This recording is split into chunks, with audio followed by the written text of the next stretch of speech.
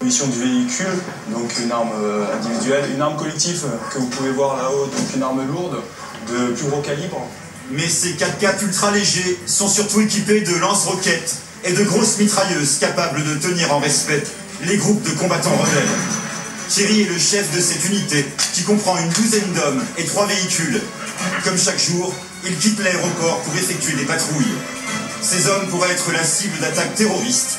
C'est pour cela que nous respecterons leur anonymat. Le principe, c'est que les gens, que tout le monde puisse nous voir, qu'ils sachent que la force française est présente.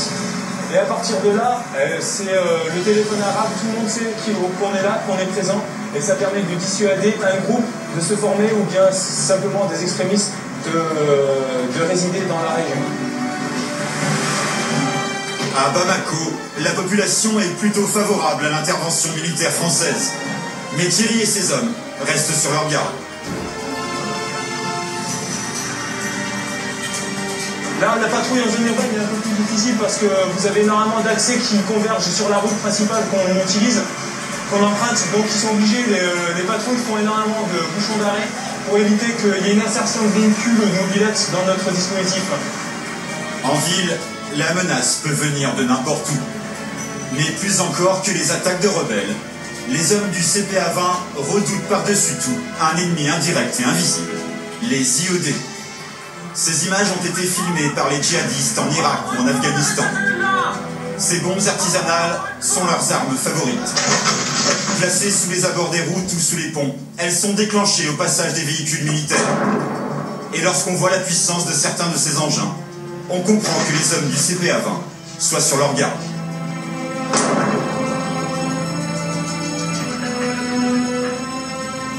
Le convoi vient de s'arrêter en bordure de route, à une 50aine de mètres d'un pont.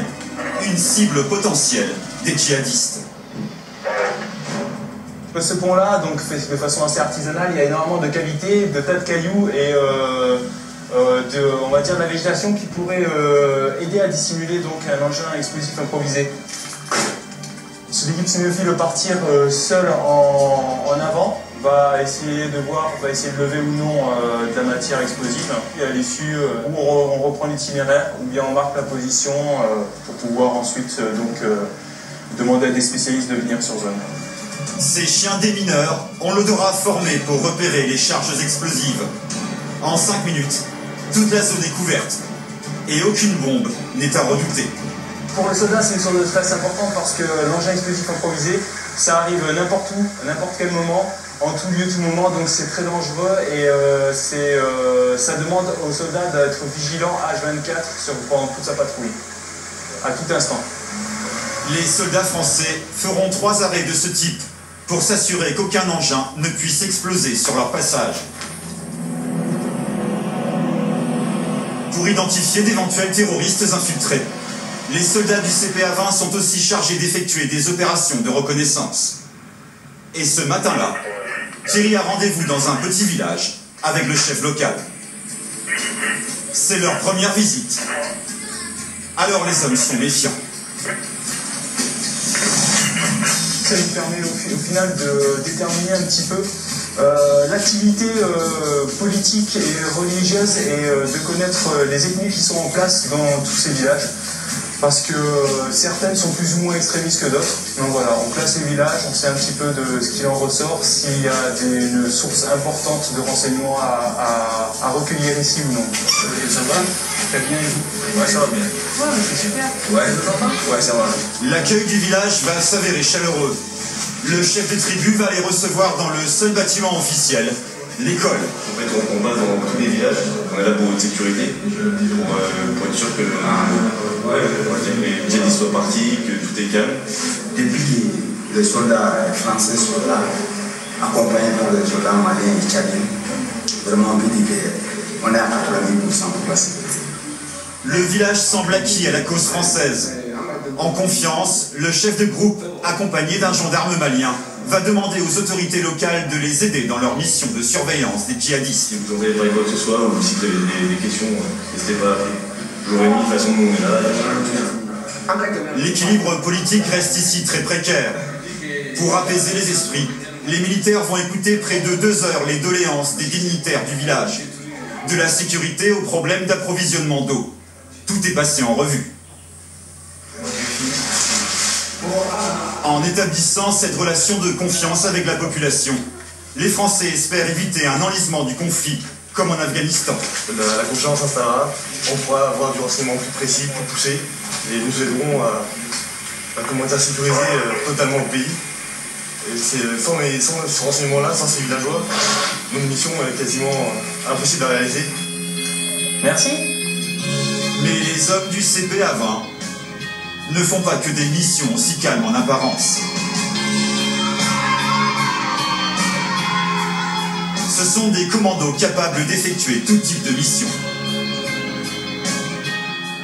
Infiltration des lignes ennemies, guidage de cibles, ou encore le fameux Search and Rescue, le sauvetage en zone périlleuse. Cette unité d'élite, composée de 300 hommes, s'est illustrée récemment en Côte d'Ivoire, au Tchad ou encore en Afghanistan. Une unité surentraînée.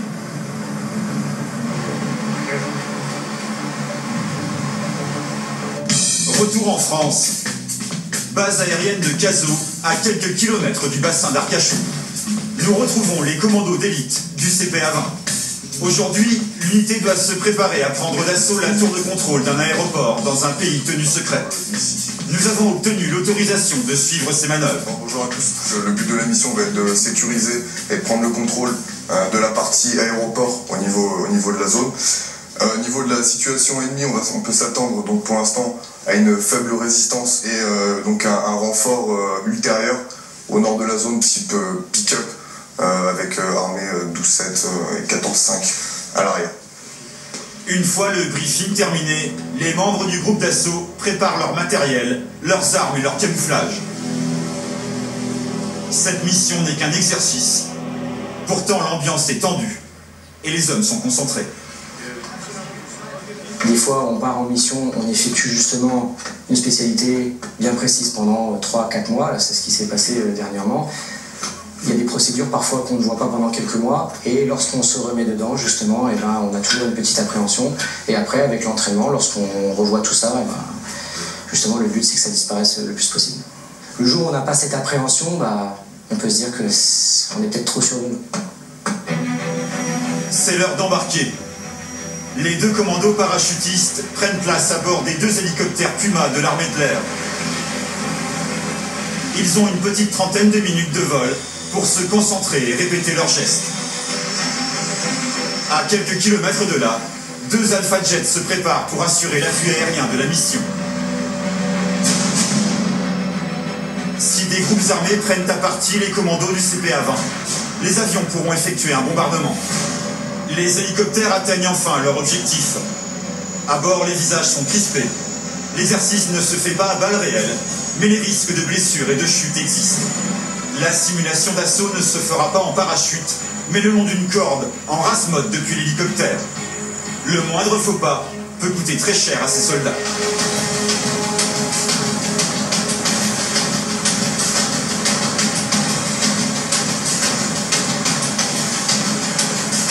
La mission, prendre le contrôle de la tour. Tandis que les premiers soldats investissent le toit, à quelques mètres de là, dans un second hélicoptère, une autre unité est déposée à l'arrière du bâtiment. Ils doivent se charger du rez-de-chaussée. Un assaut frontal, violent, exposé au feu ennemi. Sur le toit, un commando est chargé de la radio. Il prend contact avec le centre opérationnel. C'est lui qui déclenchera le soutien aérien ou l'évacuation des troupes si nécessaire.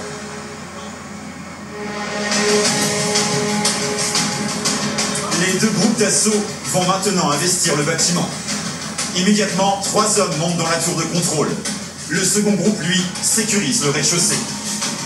Dans la tour, les commandos ont pris pour mission de récupérer le maximum de documents qui pourraient les renseigner sur l'ennemi. Sur le toit, le responsable radio n'est pas en reste. 2 groupes ennemis ont fait leur apparition à 500 mètres de la tour. Armés de kalachnikov et de fusils à lunettes, ils représentent une vraie menace pour l'unité. L'opérateur radio va donc demander l'appui aérien. Altitude, s'il te plaît. Target elevation 21 mètres. Pardon? Target elevation va permettre. Okay, so this will be type 2 control. Request 112 to position. Tous les ordres sont systématiquement traduits en anglais. Une langue aujourd'hui incontournable lors des opérations conjointes avec un pays allié. 1500 mètres plus haut, les deux Alpha Jets vont pouvoir tirer sur la position indiquée par le commando radio. Pour détruire leur cible, les pilotes peuvent rester à plusieurs kilomètres et n'ont plus besoin de survoler l'ennemi. C'est aussi cela la guerre moderne. Au sol, sans le savoir, les militaires qui jouent l'ennemi viennent d'être pulvérisés par un missile. On aurait pu faire un passage en rasement. À l'intérieur du bâtiment, les commandos jouent leur rôle à fond et s'inquiètent même de notre caméra dont ils ignoraient la présence.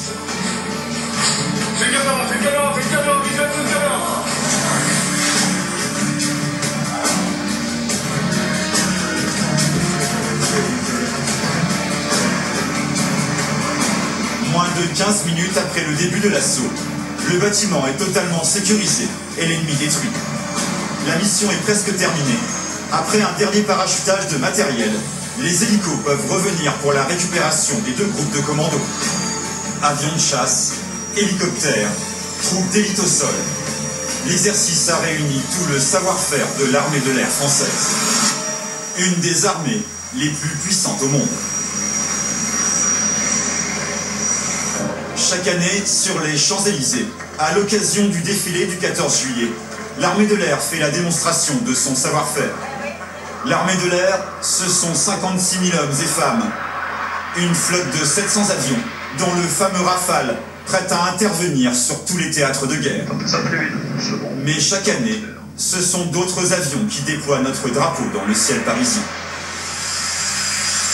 Salon de Provence, sur la base 701 de l'armée de l'air au nord de Marseille.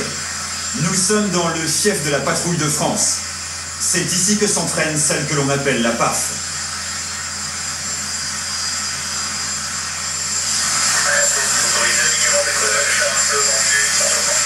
Il est 9 h du matin et les 8 pilotes de chasse qui la composent décollent pour leur premier entraînement de la journée.